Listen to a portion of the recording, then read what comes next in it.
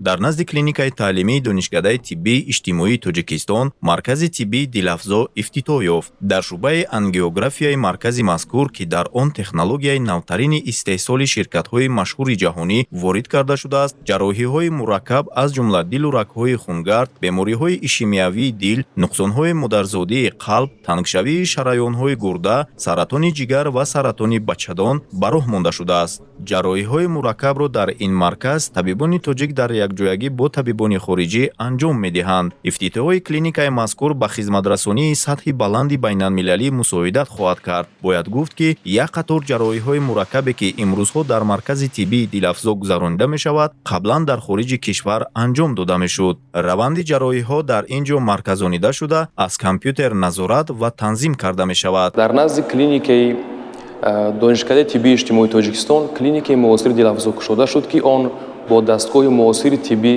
муҷаҳҳазонида шудааст. таҷҳизотҳои мазкур ҳам аз ҷумҳурии Япония ва Иёлоти Муттаҳидаи Амрико ворид шудааст, ки ин дар соҳаи тиб яке аз таҷҳизотҳои муосир ва беназир ба ҳисоб меравад.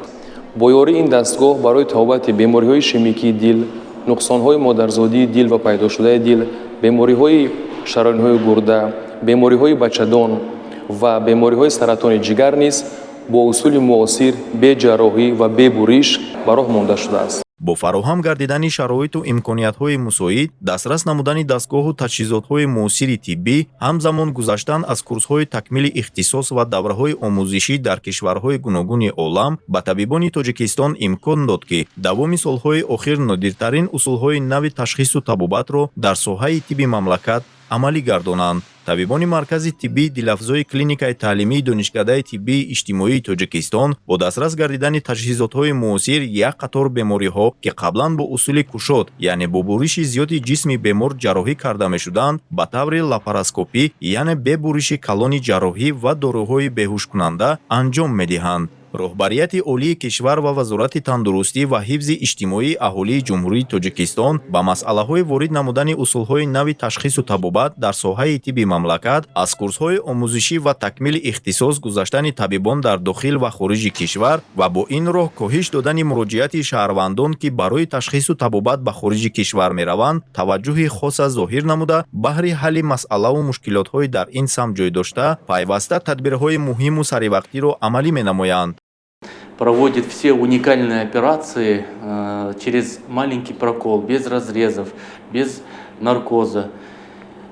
И выполняет все современные виды операций, такие как установка стентов в сосуды сердца, сосуды шеи, эмболизация различных патологий, таких как миома матки, эмболизация проводит маточных артерий. Эта клиника соответствует всем современным стандартам. Здесь имеется хороший ангиографический аппарат, на котором со вчерашнего дня мы проводим уникальные операции. И женщины буквально после операции все активны и могут приступать к своему обыденному образу жизни. танҳо соли 2024 бо дастрас намудани дастгоҳу таҷҳизоти муосир имкон даст дод, ки дар самти ташхису табобат 94 навоварӣ ворид карда шавад, ки ин нисбат ба соли гузашта 20 адад зиёд мебошад. аз 94 навгониҳои ворид карда шуда, 28 навгонӣ фарогири самти ташхис ба монанди ташхиси бемориҳои саратоншиносӣ, узвҳои ҳозима, пайвандсозии узвҳо, бемориҳои дилу рагҳо ва сил, экспертизаи тиббии судӣ ва ташхиси шуоӣ буда, 66 навгонии дигар, аз он ҷумла ҷарроҳиҳои дилу рагҳо, сутунмуҳра, пайвандсозии узвҳои инсон, узвҳои ҳозима, ҷарроҳиҳои қафаси сина, саратоншиносӣ, ҷарроҳиҳои абдоминалӣ, осебшиносӣ, урология, рентгенэндоваскулярӣ, ҷарроҳиҳои чашм, бемориҳои сухтагӣ ва шунавоиро дар бар мегиранд.